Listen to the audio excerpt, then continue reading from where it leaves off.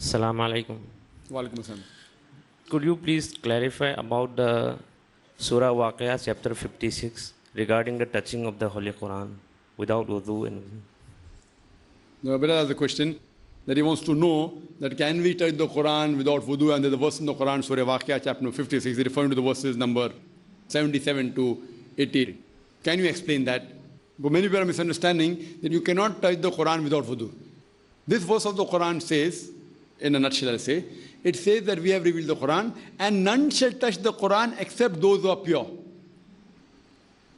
Now the word used is mutahharin, those who are pure. Many people think that if you are in wudu, you become a mutahharin. Now this purity what the Quran refers, if you know the background and the Nuzul Quran, when was this verse revealed, we come to know. If you read the tafsir, various tafasirs of Ibn Qasim and other tafasir, we come to know that there was an allegation that these verses which the Prophet was receiving, that were being revealed to him, Nauz Billah, it was a revelation from the devil. So in reply to this allegation, Allah reveals another verse that none shall touch the Quran except those who are pure. Now this purity, mutahharin, doesn't refer to only bodily purity.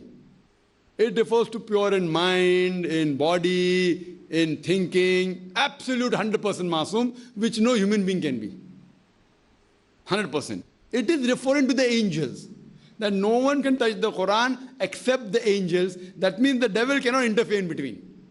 And the Quran referred here is not referring to the Musaf.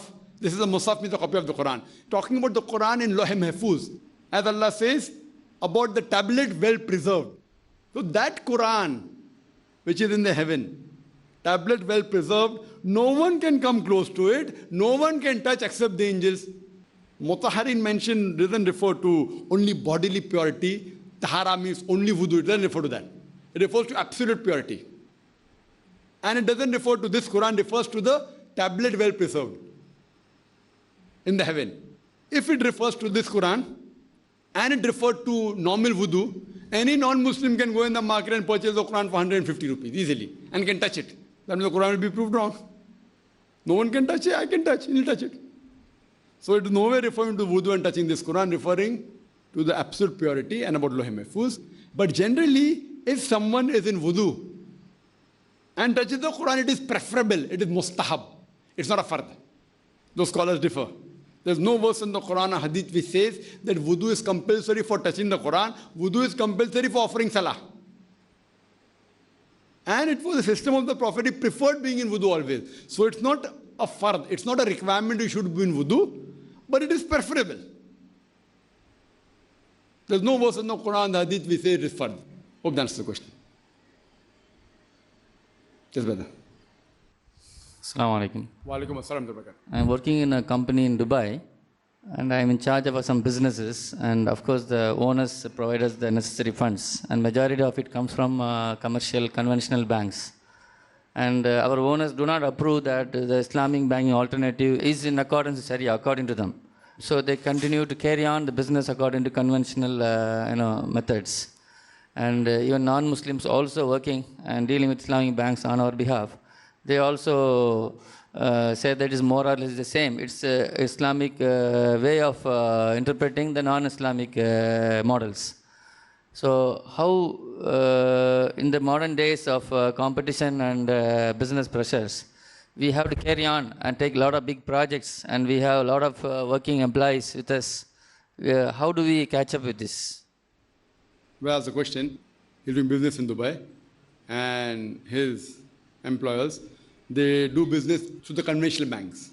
And when you said that, why don't do Islamic bank, they said one and the same, only the terminology is different, and so much of competition, so how can we do that? Point number one, if you do business through a conventional bank, that is only passing check through a conventional bank, through a current account, where riba is not involved, it is permissible. Current account. But through any other account where riba is involved is haram. Taking loan from bank on interest is haram. Keeping your money and getting interest out of it, that's haram. Point number one. You said that how will we do business if we don't involve conventional bank? Then don't do business. Doing business is not further in Islam, fine? If you cannot do, don't do. Who's forcing you? Is it mentioned in the Quran it is further to do business? Even if I agree with you what the argument is right, though I don't agree with you. Even for sake of argument, I agree that you can't do business if you don't involve in riba, don't involve the conventional bank. Don't do business. If you involve in riba, there are several places in the Quran which say riba is haram. And Allah particularly mentioned in Surah Baqarah, chapter number 2, verse number 278 and 279, if anyone does not give up demands of riba or involves in riba, take notice of a war from Allah and His Rasul. If you involve in riba, you are waging a war against Allah and His Rasul. If you think just to earn few thousand rupees, few $1,000s, or few lakhs, if you want to wage a war against Allah, you are most welcome. I don't want to do that. If I think I can't do business, I will do service. That's the basic answer. Now coming to the second answer. That I disagree with you that you can't do business without dealing with riba. I have given a lecture on interest-free economy promulgated by the Quran. And I have proved that if you don't take interest, you will flourish more in business. I don't intend giving a lecture here. It is a misconception that if you only take interest, will you flourish? It's a misunderstanding, it's a misconception. Today, most of the top companies, previously they thought without interest you can't run. Most of the top companies, they don't take loan from the bank, they float equity in the market. Public company. They float the shares for what? And then they share the profit. All the top companies, first they see whether is it a zero debt company. Zero debt company means they have not taken any loan. All the top companies in the world, almost all, if not 100%, most of them, they are zero debt. That means they haven't taken any loan on interest. What they have done, they have floated their share in the market. You can buy share at whatever rate, 100 rupees, 1000 rupees, 2000 rupees. Whatever amount you buy, you become a percentage partner in that company. If loss goes, even you bear the loss. If there's profit, you also get a profit. This is profit and loss sharing, which is the system of Islam. Therefore, today if we analyze, Bombay is doing one of the best in the world. The past 1 year result in the world, number one is Bombay, more than 50% returns. It even beat all the other markets, even New York was only 1%. Therefore, if you analyze stock market has gone over 10,000 mark. And in today's paper, headline came that even gods are involving in equity. Mainly referring to the Hindu gods. That many temples now have passed a resolution that we were only keeping money in fixed deposit. Now when equity is there, we are giving better returns, we want to put our money, our corpus fund, our saving in equity, Islamic. They mentioned that this temple has got 50 crores corpus, have got 65 crores corpus, annual income is so and so. It came in today's Times of India, in the front page, in the bottom, front page. Even gods want to go into equity. So equity is Islamic system. Fixed return on a fixed amount. Fixed percentage is fine, but not fixed amount. So interest is haram. So if we analyze that there is more profit for everyone, the person who's running the company and the person who's investing also. So the Islamic system, so I disagree with you that business cannot be done. As far as Islamic Bank is concerned, we discussed last time that some people in name of Islamic Bank, they're deceiving people, which is wrong. But there is something like Islamic Bank which runs on profit and loss sharing basis, also runs on systems of Islam which is against riba. Hope that's the question. Yes, brother. Assalamu alaikum. Walaikum assalam. So supposingly I have one extra shop and I want to do business in that, but I am running first shop so that I cannot give the full attention to the second shop. So can I do that? I give that shop to a person and approximately I know that daily income of that shop is around say 5,000 rupees collection is there every day.